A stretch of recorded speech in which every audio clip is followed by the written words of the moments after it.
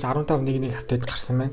За тэгээд энэ апдейт нь ямар онцлогтой вэ гэхээр ер нь бол нэлээд онцлогтой. Яагаад вэ гэхээр яг зөвхөн 15.1-ийг зөвхөн iPhone 12 болон 13-ын яг одоо загваруудыг барьдаг хүмүүс дээр л гарч ирж байгаа. Тэгээд тэр нь бол одоо надад аюу муухай санагдчихээн.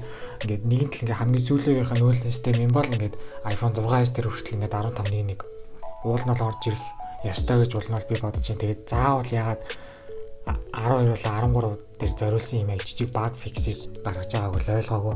Уг нь бол одоо ядаж 15.2-ийн public beta дээр байгааг зассан жижиг садаг өөрчлөлтүүдээ ч гэсэн яг 15.1 дээрээ оруулаад 6S iPhone 11-ийн хооронд болно.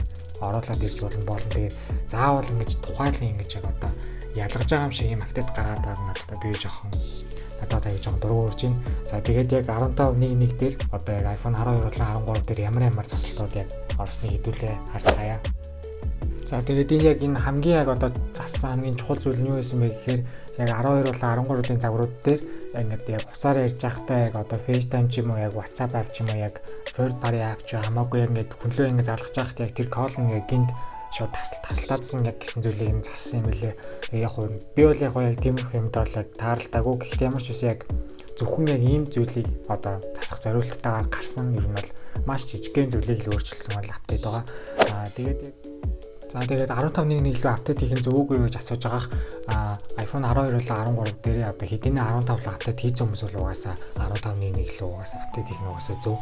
Одоо харин яг iPhone 6-аас iPhone 11-ийн хооронд барьж байгаа хүмүүс яг юу гэхээр яг хэрэг ямар нэгэн байдлаар одоо яг 14 дээр үйлдсэн бол мэдээж 14 дээр үйлдсэн хэвээрээ байж болно. Хэрэг 15-ны хүртлээс одоо суудсан байвал угаасаа одоо яг 1-3 хоногийн дараа угаасаа 15-2 угаасаа гарч байгаа. За тэгээ 15-2 одоо л яг public beta яг ямар ч үсэн 3 дээр явж байгаа тэрийг одоо хүлээгээд иж болно. Тэгээд яг ямар ч үсэн яг жижигхэн одоо ийм баг fix апдейт учраас нэг айхтар танилцуулж харуулдаг хугацаа нэг юм байхгүй.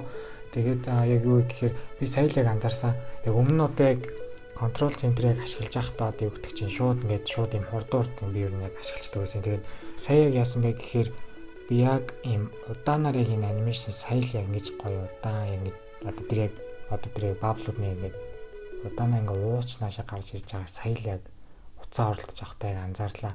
Энэ бол аюу гоё юм. Тэгээд яг юу гэхээр иймэрхүү жижиг сажиг иймэрхүү гоё детальны юмнуудыг би яг анзаархаар юмэрчсэн кафе байдаг. Тэгээд Mercer ямар ч үсэн яг энэ зориулсан тусдаа ямар ч угаасаа бичлэг угаасаа гаргана. За тэгээд ямар ч үсэн бичлэг үзсэнд баярлалаа. За тэгээд баяртай.